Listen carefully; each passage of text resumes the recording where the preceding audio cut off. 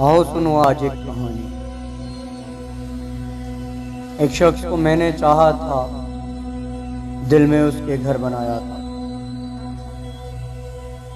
ख्वाबों की महफिल में उसके साथ चली थी मैं।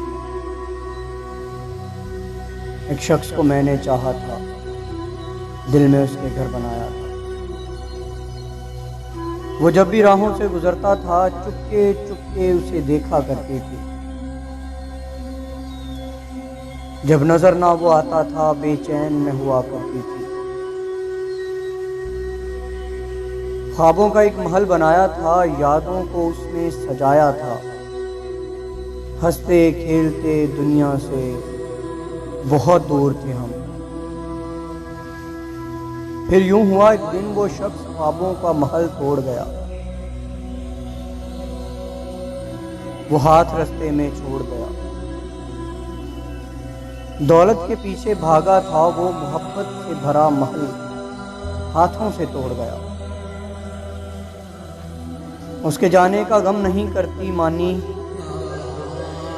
हाँ बस कभी कभी उन राहों को देखती हूँ जहां से वो गुजरा करता था, जहां से वो गुजरा करता था।